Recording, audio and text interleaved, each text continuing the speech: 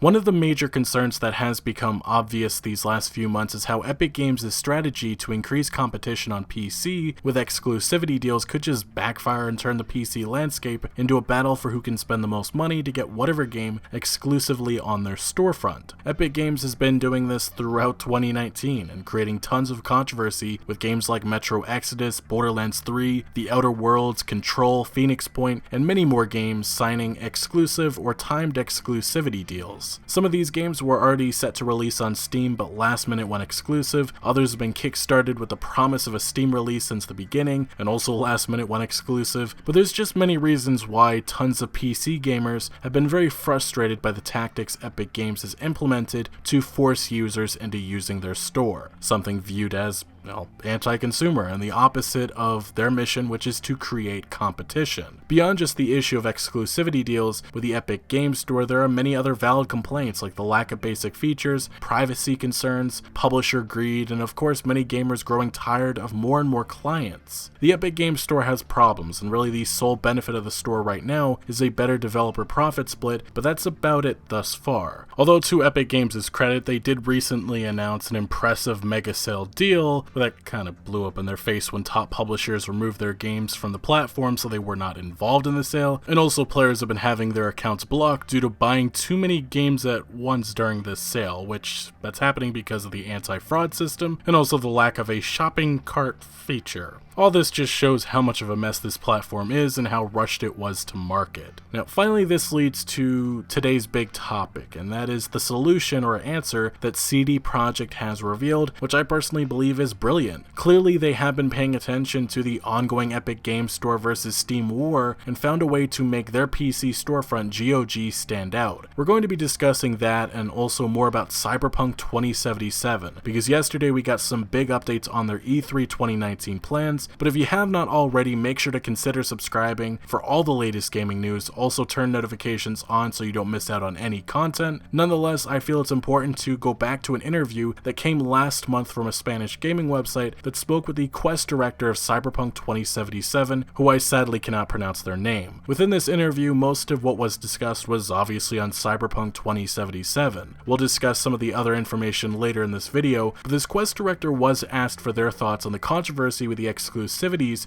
of Epic Games, and their response was rather interesting. They stated, well, as you know, the theme of exclusivities is not something new and I'm not surprised. I am not a supporter of this controversy in general. It has been happening for years in different platforms that have existed, and as I said, it is nothing new for me. Although from the user's point of view, I would like to have all my games on one platform and not have to download all these different applications to play my games. On the other hand, speaking from the point of view of a developer, everyone wants to cover more users for their games through the creation of new platforms, so I can get to understand both sides. In fact, I think the same thing about streaming services. It's a bit annoying since you have to have Netflix, HBO, Amazon, and I cannot have everything in one place. For me, it would be perfect for someone to develop a place to access all the content offered by these companies. In general, that's what I think. I do not have a strong opinion about it at the developer level because as a developer that works mainly on the quality of the game and so on, this does not impact me too much. For me, the most important thing is simply to make a good game. Now, in recent months, CD Projekt RED has made it very clear that they are not a fan of exclusivity deals, and are not planning that for Cyberpunk 2077. But these comments coming from the end of April 2019 are very interesting, because it likely teased what was announced just days ago, and that is Galaxy 2.0. It's CD Projekt's very own client for their curated and DRM-free store GOG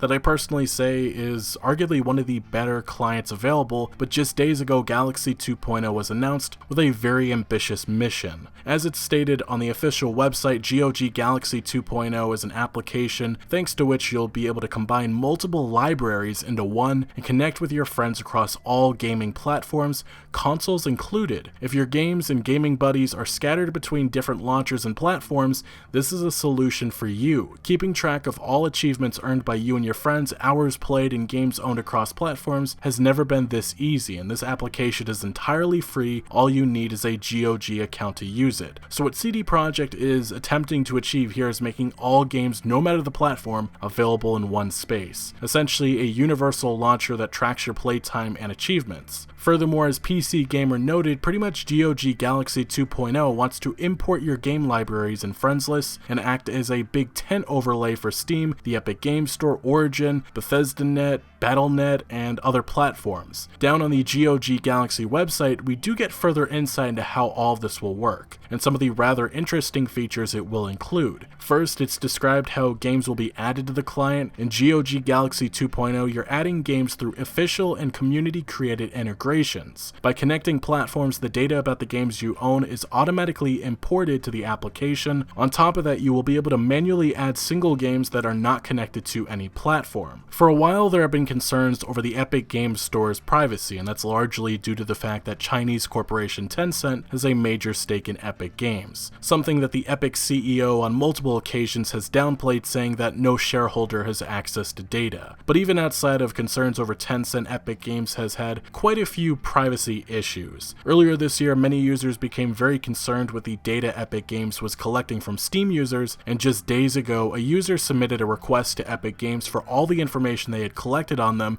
in accordance with GDPR law. They obliged, but somehow sent all of this user's personal information to a random user accidentally. This user did privately contact me about this situation that blew up on Reddit, and Epic Games' response was the most bizarre thing. They wrote in an email confirming they sent this user's personal information to someone else, but we quickly recognized the mistake and followed up with the player, and they confirmed that they deleted it from their local machine, which, I mean, taking someone's word that they deleted this information is a bit hopeful on Epic's end. But my point with bringing this recent situation up is to highlight privacy concerns that are only growing with Epic Games. Now, CD Projekt boldly answered questions regarding privacy with GOG Galaxy 2.0, like, will GOG Galaxy 2.0 spy on my computer? Their response, no. We're not in the business of users' data. GOG Galaxy 2.0 is only importing information from connected platforms. You always know what is imported through official integrations. Additionally, we've made the community-created integrations open source to ensure the transparency of imported data. They also claim that they don't share any data with third parties, and that you can delete your data from this client by disconnecting a platform from GOG Galaxy 2.0, and they will remove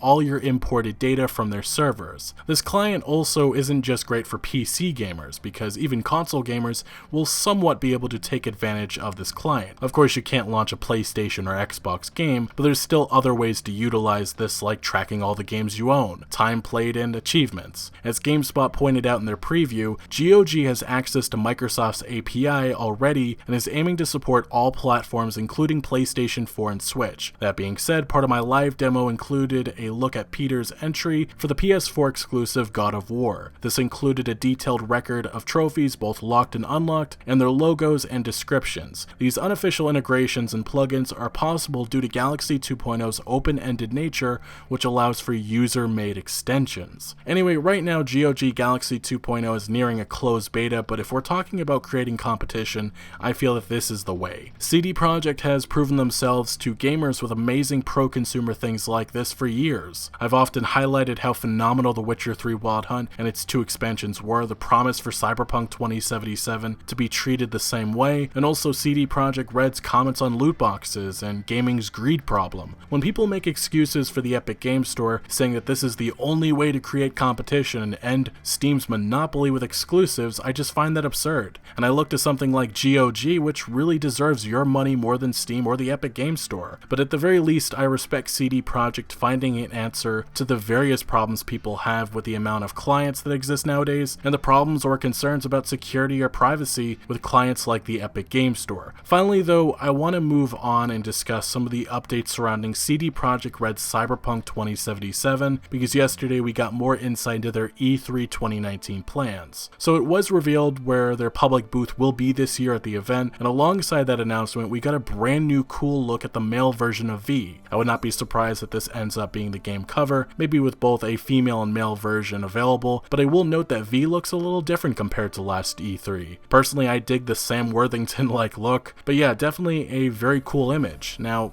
furthermore, CD Projekt RED's community manager did reveal that the game will not be playable at E3 2019, saying on Twitter, to answer many questions about the demo and whether or not Cyberpunk game will be playable at E3, we're going to be hosting gameplay presentations, game played by us, in that cinema. He would go on to elaborate that they are doing public and private gameplay presentations, which will both be different, although he didn't specify what differences the public versus private showings will feature. Right now, all of us are anticipating that the game will be shown first at E3 2019 on Microsoft's stage, likely with a brand new trailer and the grand release date announcement, which I personally believe will be sometime early 2020, but I definitely am holding out hopes that we get a late 2019 date. Now, besides Microsoft's conference, which is just speculation right now, CD Projekt RED has announced that they are going to be live at the E3 Coliseum. So far, there's no specified date or time yet, but this will be sometime between June 11th to the 13th, and will feature CD Projekt RED co-founder Marcin Nowinski discussing the past, present, and future of CD Projekt RED, including Cyberpunk 2077. My personal expectation is that we're going to be learning and seeing a lot more about this experience at E3 2019. Maybe that's an obvious answer, maybe a little too broad, but I just think we're going to get a lot more in-depth details on various parts of the gameplay, get more insight into the actual experience that we'll be playing in a number of months. But I think following this conference, it will be full steam ahead with marketing to the game's launch, and maybe even at Gamescom 2019 the game is playable. But earlier I mentioned that I wanted to eventually circle back and discuss a few parts of this recent Cyberpunk 2077 interview,